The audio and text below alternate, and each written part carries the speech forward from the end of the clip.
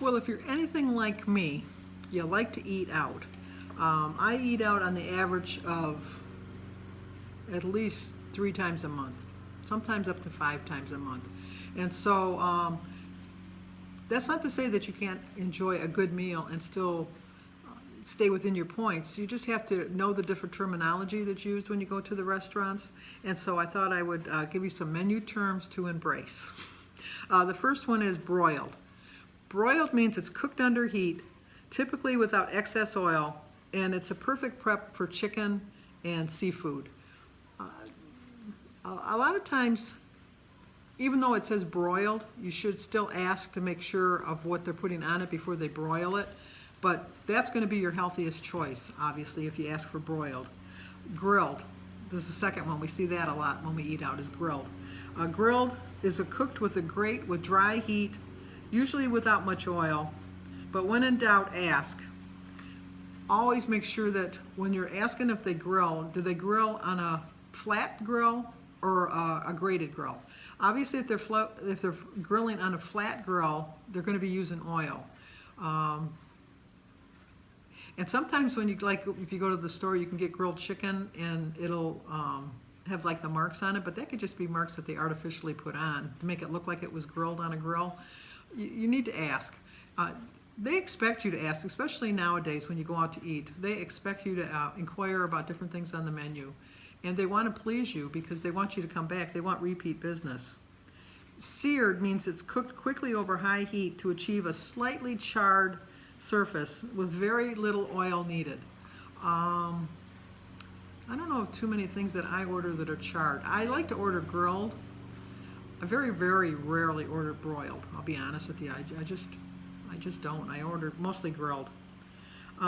Steamed means they're cooking using a moist heat, either using a steamer or just by trapping the steam in a covered pan. It rarely involves oil, and it's ideal for when you're doing vegetables. But a lot of times you got to ask too. If you check like on the Outback menu, it'll tell you that they have grilled vegetables, grilled mixed vegetables. But if you read a little bit farther on, it'll tell you that it's grilled with a little bit of olive oil.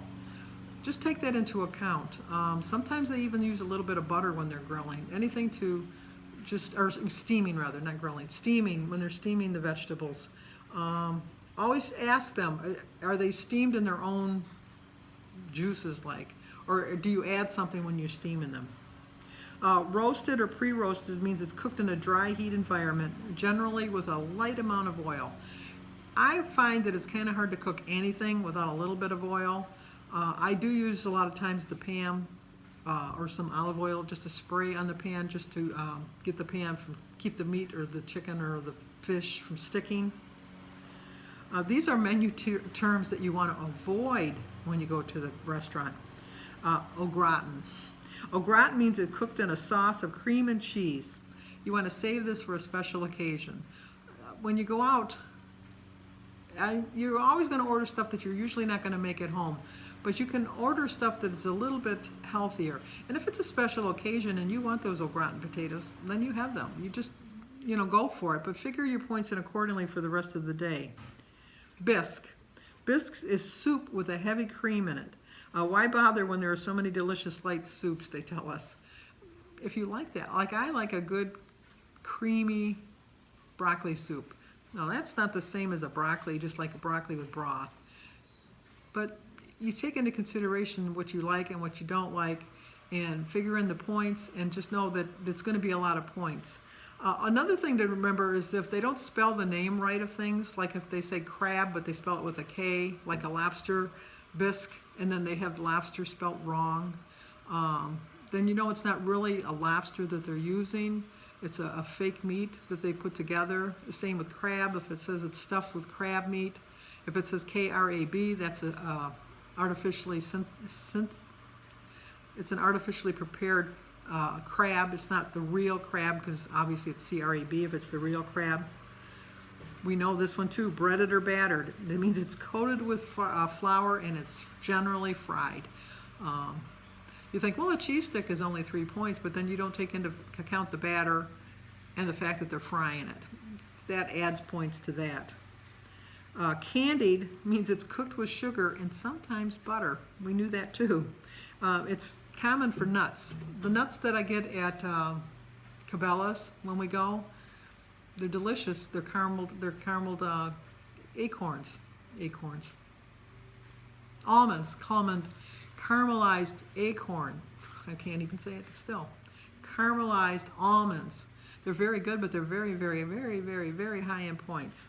That's why I don't like to go there and get them very often.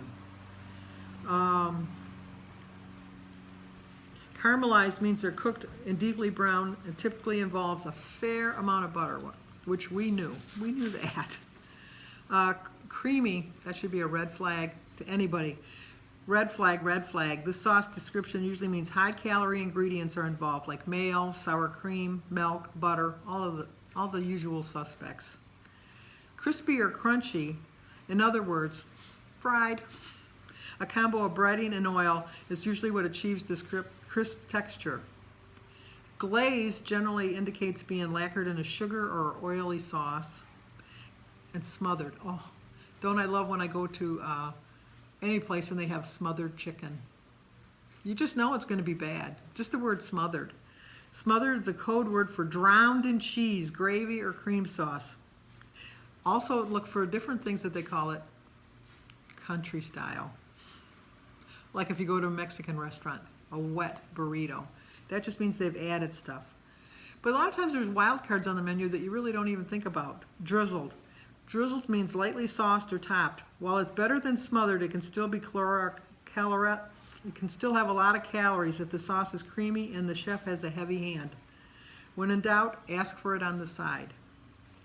Fresh, okay, you think I'm going to order something fresh, that seems pretty good. Contrary to popular belief, this is not synonymous with low calorie. Fresh could either refer to something uncooked, freshly made, or simply made in-house. Fresh tilapia and broccoli is good. Fresh pasta and cream sauce, not so good. Sauteed, sometimes cooked in a generous amount of butter or oiled. Sometimes it's not. That's why you need to ask. Requested a small amount. You can always request that they just use a small amount of butter or oil when they're doing that. So the top 3 restaurant ordering tips, which we all know, is when you first sit down, start with a salad or a broth-based soup or a lean protein appetizer. Ask for your light dressing on the side. Also, which they didn't mention, is you should start with drinking a lot of water because water is going to fill you up. They always bring you a glass of water at first, so drink that water before they bring you your salad or soup. And number 2, don't be afraid to ask questions and to special order. If you tell them you have a food allergy or you have a tolerance for a certain type of food, they don't want you to get sick. They don't want you to have See, I'm stumbling over my words today. They don't want you to go into shock where you need to use an EpiPen.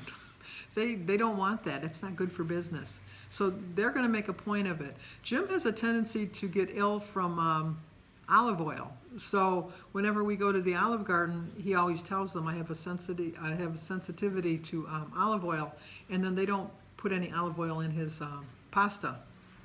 And understand the menu terminology. This one is critical. Certain terms signal a smart choice while others spell disaster.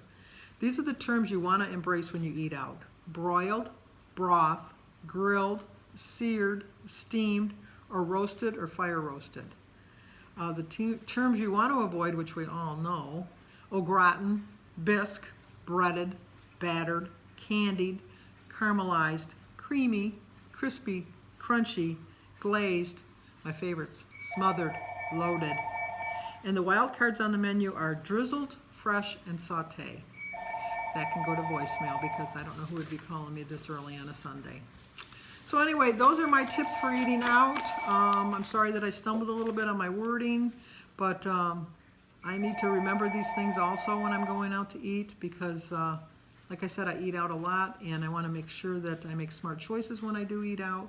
One of the things you can do when you eat out, obviously, is go online to their website, plan your meal ahead of time before you go, figure out 3 choices, just in case something, how many times have we gotten there and they, like, you're really looking forward to something and you get there and they say, oh, I'm sorry, we just ran out of that, but we're substituting this.